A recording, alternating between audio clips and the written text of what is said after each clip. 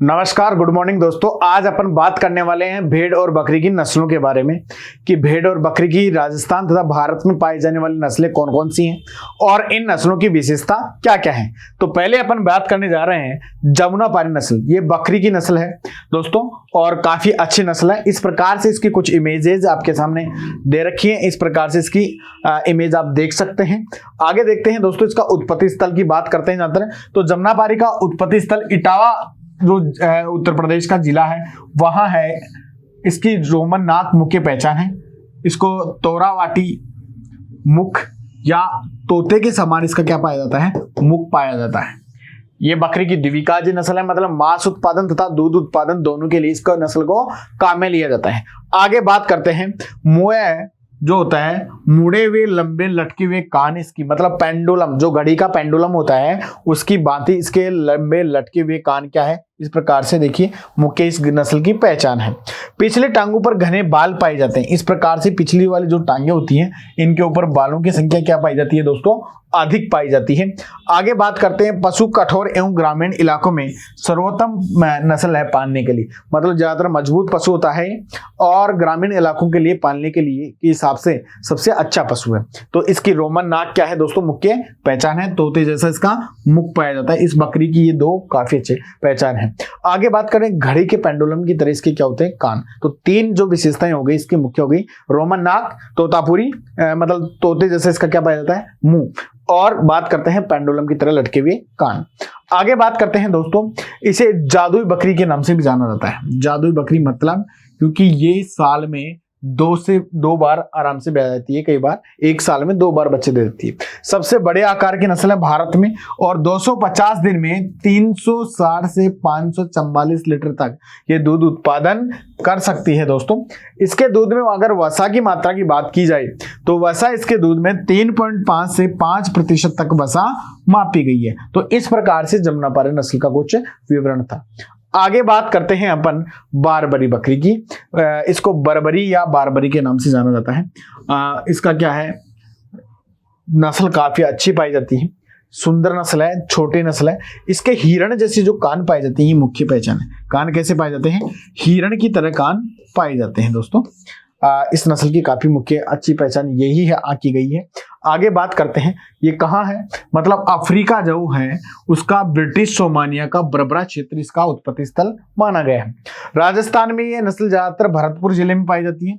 इस बकरी को सीटी गोट के नाम से दोस्तों जाना जाता है, उपनाम, क्योंकि ये छोटे आकार की नस्ल होने के कारण इस बकरी को सीटी वाली जगह भी रखकर या शहरों में भी अच्छी प्रकार से पाला जा सकता है।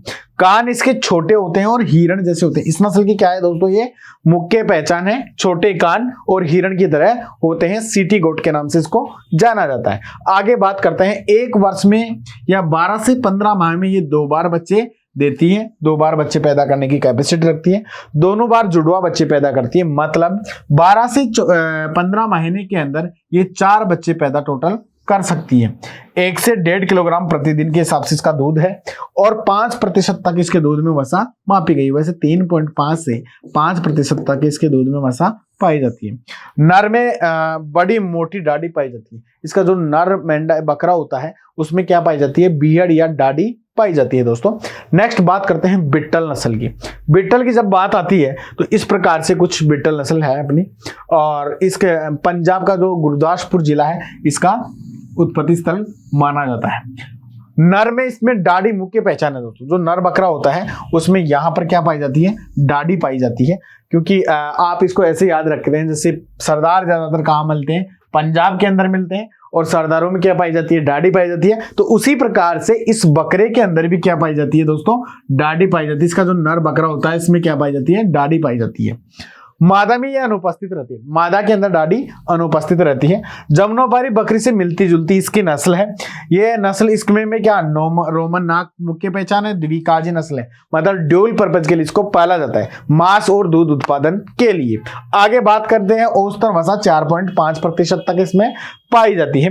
दूध उत्पादन की बात करते हैं तो 1.8 लीटर प्रतिदिन के हिसाब से इसका दूध उत्पादन है, मतलब एक दिन में 1.8 लीटर दूध ये प्रतिदिन देती है।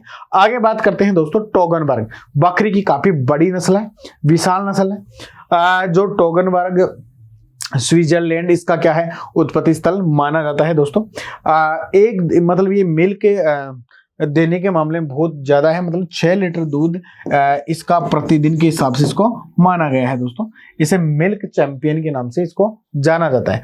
आगे बात करते हैं दोस्तों स्विट्जरलैंड की ऊंची पहाड़ी जहां टोगनबर्ग क्षेत्र जिसको कहा जाता है वहां इसका उत्पत्ति स्थल है। उपनाम क्या है इसका, अमेरिका की मिल्क चैंपियन इसको कहा जाता है। अमेरिका की मिल्क चैंपियन मतलब दुधारू नस्ल।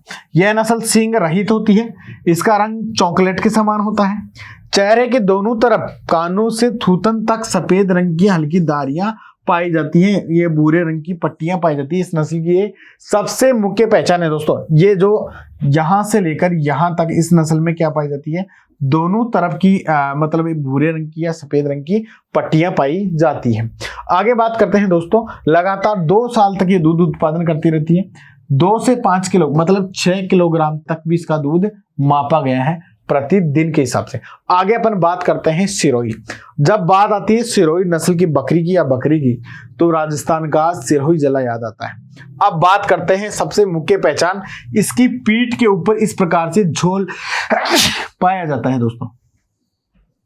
इस प्रकार से पीठ के ऊपर झोल पाया जाता है, ये इसकी क्या है मुख्य पहचान है सिरोही बकरी की। बात करते हैं राजस्थान का सिरोही जिला, इसका उत्पत्ति स्थान उदयपुर संभाग का ये मुख्य रूप से पाली जाने वाली बकरी है। द्विप्रयोजनी नस्ल है, रंग कैसा होता है भूरा व धब्बेदार होता है दोस्तों। अच्छी जानी मानी नस्ल है बकरी की ये राजस्थान की। आगे बात करते हैं भेड़ की नस्लों के बारे में। बकरी की नस्लें अपन पढ़ चुके हैं, भेड़ की नस्लें भी इसके अंदर सम्मिलित है। तो भेड़ की नस्लों की जब बात करते हैं तो मारवाड़ी नस्ल सबसे पहले। मारवाड़ी की जब बात आती है तो काला रंग का चेहरा इसका याद आता है। मारवाड़ी ऐसी नस्ल होती है काले रंग का चेहरा इसका पाया जाता है। उत्पत्ति स्थल की बात करते हैं, मारवाड़ क्षेत्र जोधपुर जैसलमेर और पाली इसका क्या है उत्पत्ति स्थल माना जाता है दोस्तों। काला चेहरा इसका, ये भेड़ क्या होती है फुर्तीली होती है एवं लंबा सफर तय करने वाली होती है, मतलब काफी लंबी दूरी तक इसको ले जाके जाया जा सकता है, चराने के लिए ले जाया जा सकता है।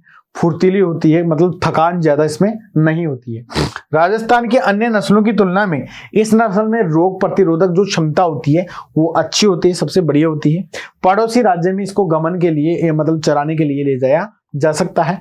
वर्षा ऋतु के बाद इसकी ऊन क्या हो जाती है पीली पड़ जाती है, इसलिए वर्षा होने से पहले ही इसकी ऊन को अपने को काट लेना चाहिए। ऊन उत्पादन की जहां तक बात करते हैं तो 1.5 to 2.3 केजी प्रति वर्ष इसका ऊन उत्पादन है, मतलब 1.5 से 2.3 केजी तक आप ऊन उत्पादन इससे प्राप्त कर सकते हैं। आगे दोस्तों अपन बात करते हैं चौकला। इसको राजस्थान की मेरिनो भेड़ के नाम से जाना जाता है। राजस्थान की मेरिनो कहा जाता है इस चौकला को। क्यों कहा जाता है, क्योंकि ऊन इसकी काफी क्या होती है मेरिनो भेड़ की तरह अच्छी होती है, महीन होती है दोस्तों। अन्य नाम इसका छापर या शेखावाटी के नाम से भी इसको जाना जाता है। ये ज्यादातर शेखावाटी क्षेत्र में पाया जाता है और उत्पत्ति स्थल भी इसका शेखावाटी क्षेत्र है। सीकर, झुंझुनू और चूरू तो शेखावाटी क्षेत्र के नाम से जाना जाता है, वो इसका क्या है दोस्तों उत्पत्ति स्थल है। राजस्थान की मेरिनो कहा जाता है, ये सींग रहित नस्ल है। 10% भेड़ों का चेहरा कैसा होता है सफेद, लंबाई व चौड़ाई एक समान, शरीर वर्गाकार दिखाई देता है। आगे अपन जैसे बात करते हैं, सफेद रंग की भेड़ का मुंह भूरा होता है और काले रंग का जो मुंह होता है उसका क्या होता है रंग ज्यादातर पीलापन लिए हुए होता है। कम दुग्ध मिलने से मेमने कमजोर व मृत्यु दर अधिक हो जाती है, मतलब कई बार अगर मेमनों को दूध नहीं मिलता, इनके बच्चों को दूध नहीं मिलता तो उनकी दूध के कारण क्या हो जाती है मृत्यु हो जाती है, इसलिए इस भेड़ में मेमनों की मृत्यु दर क्या है ज्यादा। सर्वोत्तम ऊन राजस्थान की नस्लों में सबसे महीन और बारीक फाइबर जैसी होती है। इसका ज्यादातर रेशा पैदा करने के लिए काम में लिया जाता है। 1.5 से 2.5 केजी तक प्रतिवर्ष इससे क्या होती है दोस्तों ऊन प्राप्त की जा सकती है। इसे भारत की मेरिनो के नाम से जानते हैं। मालपुरा नस्ल, ये राजस्थान का टोंक जिला मालपुरा से क्या है दोस्तों विकसित नस्ल है। इस प्रकार से इसकी कुछ इमेज है और टोंक, सवाई माधोपुर, जयपुर आदि जिलों में पाई जाती है। मैदानी पहाड़ी क्षेत्रों के लिए उपयुक्त है। मांस हेतु उपयुक्त है। मुंह, पेट एवं टांगों ऊन नहीं होती है। नर व मादा क्या होते हैं इसके सींग रहित होती है। इसके नर और मादा के ऊपर क्या नहीं पाए जाते सींग नहीं पाए जाते हैं। आगे बात करते हैं, अधिक मोटी ऊन पाई जाती है जो निम्न श्रेणी की होती है, कमजोर श्रेणी की होती है। इसका उपयोग नमदा बनाने के लिए किया जाता है। नमदा व गलीचा बनाने के लिए मालपुरी भेड़ का ऊन का उपयोग किया जाता है, गलीचे बनाने में प्रसिद्ध है दोस्तों।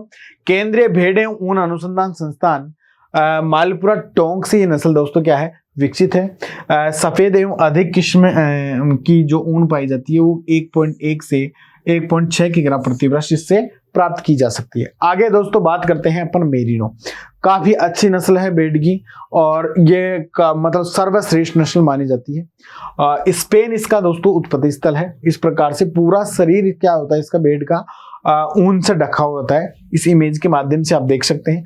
उत्पत्ति स्थान स्पेन, स्वीडन इसका माना जाता है। सबसे उत्तम नस्ल की ऊन इससे प्राप्त होती है। सारा शरीर क्या रहता है, ऊन से ढका रहता है। विश्व की 80% ऊन इसी भेड़ से क्या होती है, प्राप्त की जाती है। इसके मतलब कई संकरणों से इसको प्राप्त किया गया है। नर में क्या पाए जाते हैं, घुमावदार सींग पाए जाते हैं, तब मादा जो होती है इसकी सींग रहित होती है, मतलब मादा के अंदर सींग नहीं पाए जाते हैं। इस नस्ल के पशु की गर्दन तथा कंधों की त्वचा पर झुर्रियां सलोटें पाई जाती हैं। जैसे इस प्रकार की ये सलोटें आपको दिखाई दे रही हैं, वो पाई जाती हैं दोस्तों। आगे बात करते हैं, विपरीत जलवायु को सहन करने की सक्षम रहती है।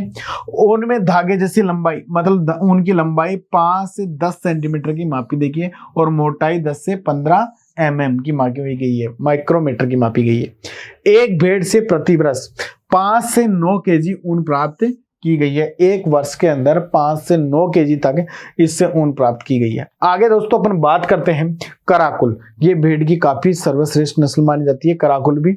इस प्रकार से इसका काला रंग का मुंह पाया जाता है और सींग इस प्रकार से दोस्तों पाए जाते हैं कराकुल में। उत्पत्ति स्थल इसका है मध्य एशिया माना जाता है।